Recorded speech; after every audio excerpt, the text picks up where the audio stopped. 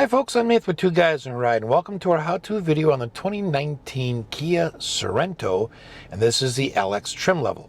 Today I'll be covering the driver's information and infotainment screens. I'll do a general overview, show you how to access information, and do a deep dive. Let's get started. Today we're working with our friends at Snell Motors in beautiful Mankato, Minnesota. Okay, so on the driver's information screen, you've got an analog tach and engine temp on the left, and you've got an analog speedometer and fuel gauge on the right, and then in the middle, you have a small digital driver's information screen. And we're going to be talking about how to access all the information that's in there. To do that, you're going to want to use the controls that are on the right side of the steering wheel. So you've got a menu button right here, and this will toggle you between three different screens.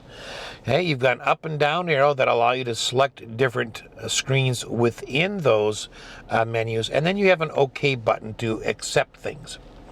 All right, so we are going to start right here on this home screen here. So if I go up, it just tells you what my drive mode's in. So if I switch my drive mode, it's gonna tell you what it's in. So I'm gonna go up one.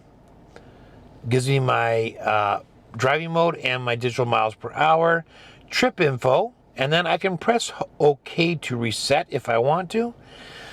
Accumulated info. Again, it's basically trip info. Just over a longer period of time. And then average fuel economy, and then instant when you're driving there where it says 0 to 25 50, that'll of course have a bar that goes across showing you what your instant fuel economy is. And then I'm back to the drive mode. So I'm going to press the menu button again. Now this is information. There are two things available. First of all, it'll show you in all-wheel drive which wheels are getting traction. And then if I go, you get tire pressure. Now it's showing me that right now the back left tire has got some low tire pressure, but otherwise it will actually give you a readout.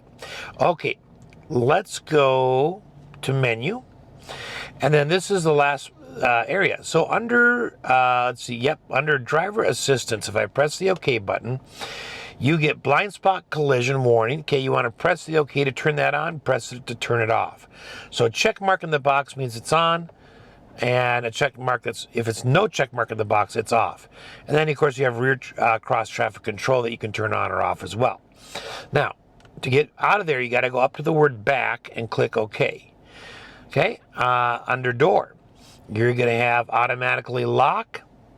If I click OK there, well, as soon as you shift, it's going to lock. Or if I say enable on speed, basically when you hit about 5 miles an hour, it's going to lock all the doors. All right. Got to go back up here to the back button because there is no back button on the controls on the steering wheel. All right.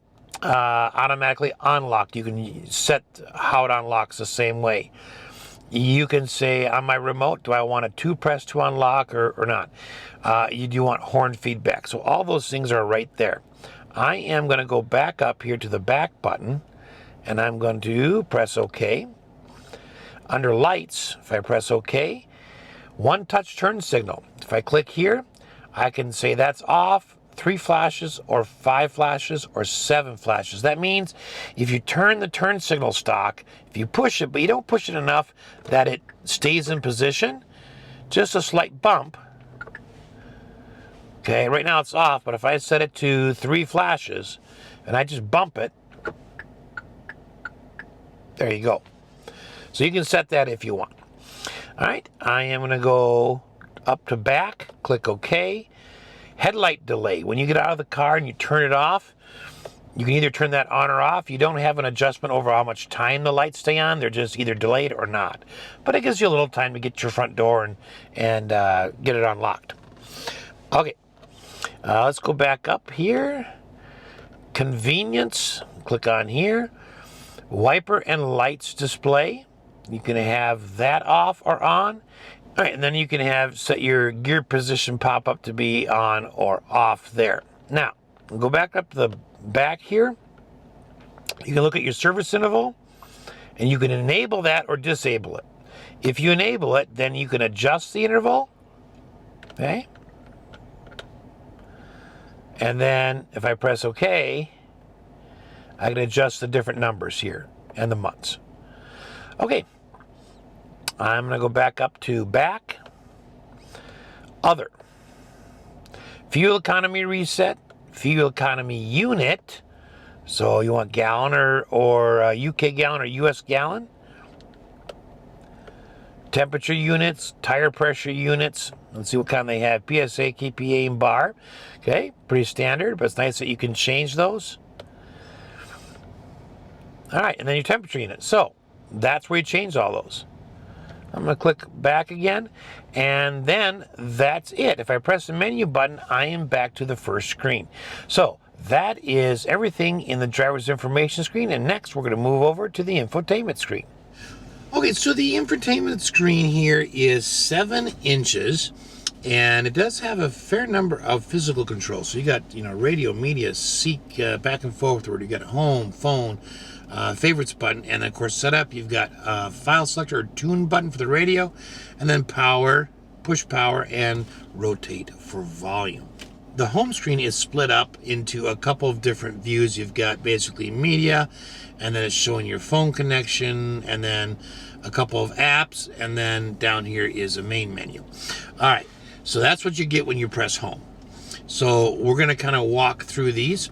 But I will mention that you can customize this screen by going to setup, and then you go to home screen, and then you can click default, and then it will reset all of this to defaults, just like it did.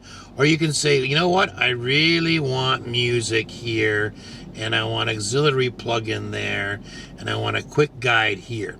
If I do that and I press the home screen, you can see I've now changed that. All right, so you can do a little bit of customization there.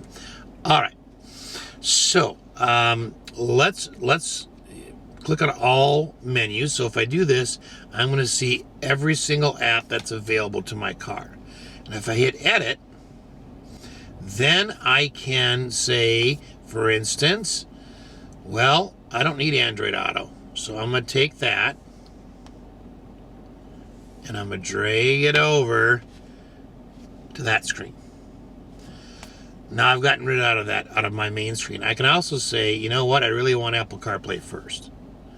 So there are ways to edit that screen. All right, back to home. Let's talk about radio. So I can click here. Basically, your stations are all listed right here. Okay. If you want to add a favorite, let's say 93.7, if I just press and hold, there it adds it. If I want to look at the different bands, I can go here and I can go to AM. If I want information showing, if it's available, like the name of the artist or radio station, whatever, I can have that on, but I can also have it off. The orange little light means it's on. And then I can scan. Okay, so scan, you see that blinking thing, it's going to stay, go to a station it can lock on, play for a couple of seconds, and then go to the next one until you press scan again. Okay, I can also tune by just going right here. Okay, if I go to menu, I can look at a station list, and it's going to have to update here for a second, but there you go. Click on whatever you want, and that's what will play. Okay. Also, I can delete presets. So if I go, I don't want those 2 presets, I can say delete. And it takes them off. Takes a little bit for it to respond. Those ones are now available. Okay, last thing under menu is sound settings. So here you can adjust the position, and you can just take and click and drag it. You can use the cursor if you want. If you want to just automatically recenter it, just hit that button. Volume, okay? Ringtone on your phone, how loud do you want that to be? And it plays a little sample for you to hear.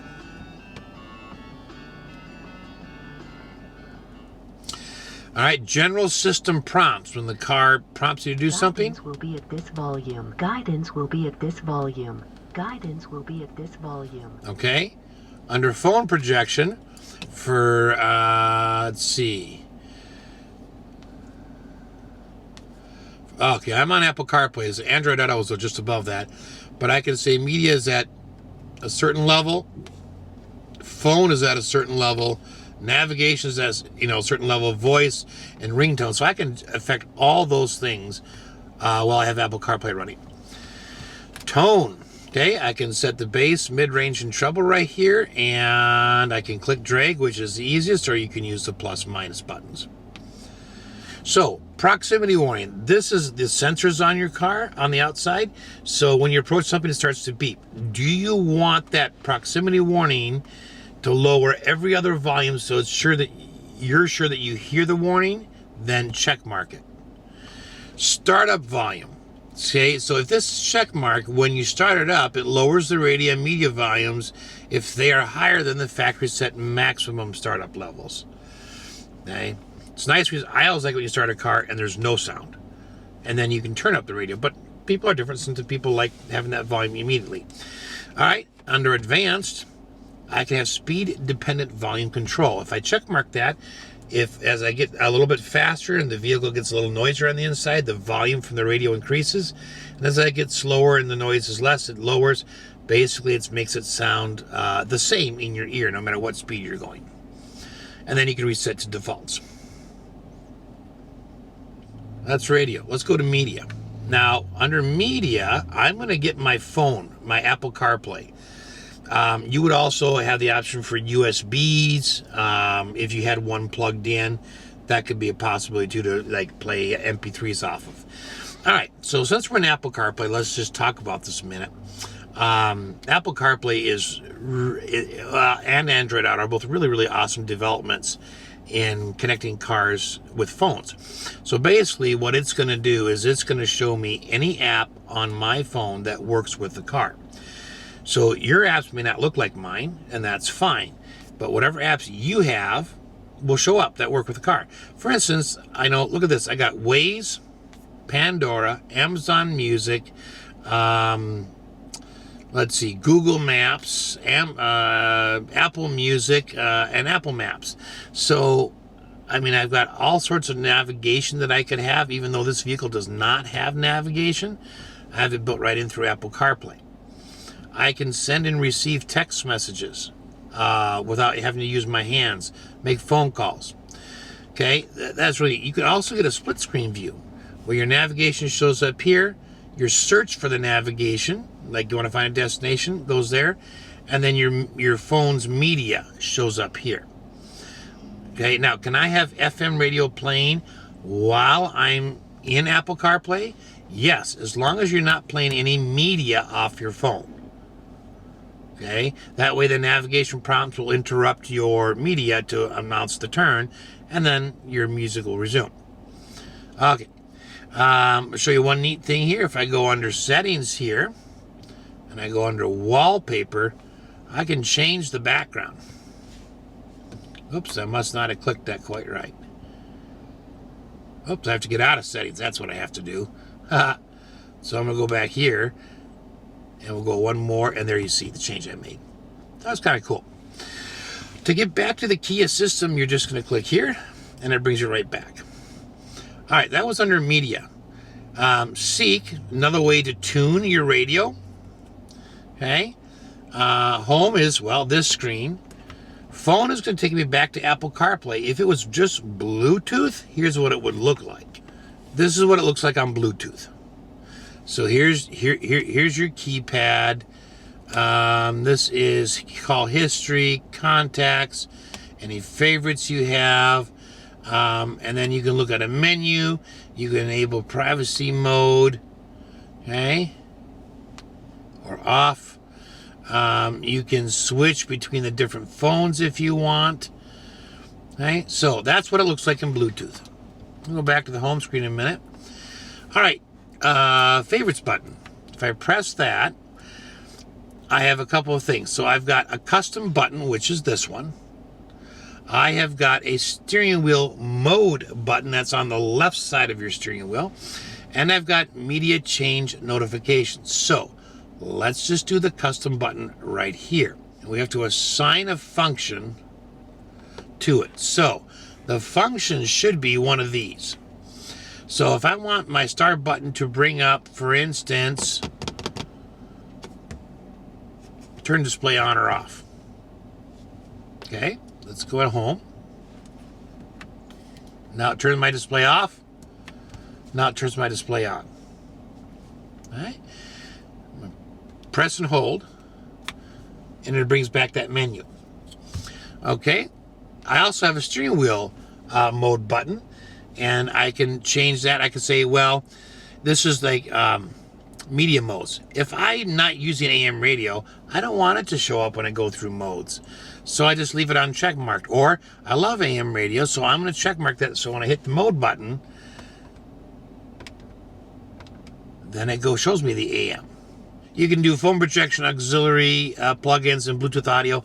And of course, things like, iPod and phone projection, if there's nothing plugged in, it's not going to bring them up. Okay, I'm going to go back here, and now we're going to go to setup. Date and time, you can adjust from right here. All right, you can make it 24 hours if you want, include daylight savings time. You can change the language right here. Well, let's go back and change that again.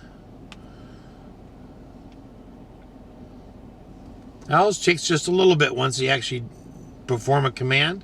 So, all right, let's slide over here. Screensaver, you can have it be a digital clock, an analog clock, or nothing when the screen's turned off. So you remember I programmed this to turn the screen off. So if I say analog, that's what I get. Okay, want the digital? That's what I get. Okay. Now, under advanced, this is just the same custom button setups that I had before.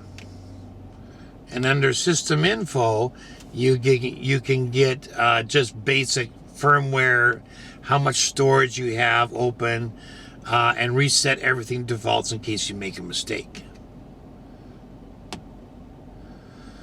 All right, so that's the whole system. I will point out that if I click on radio here, it goes to full screen. Okay, but the rest of them, like, if I go to phone, it's going to go to Apple CarPlay. Well, Bluetooth in this case, I guess I disconnected the Apple CarPlay. Okay, Bluetooth audio is going to bring you to the Bluetooth audio full screen. So these are all like just little mini shortcuts right here. This one is just showing that your car is connected to your phone. The one thing I should point out is if I go to the home screen and I go to my menu, I'm going to pull that up for a minute. My menu is designed for you to add things that you use, like maybe you don't use this configuration, and so you can go here and go add to my menu, and I want to add shortcuts. Well, I want phone for sure, okay, and I want to just be able to dial, call history, contacts, and yeah, I want that all, okay, and then I also want phone projection, so Apple CarPlay to show up, and add.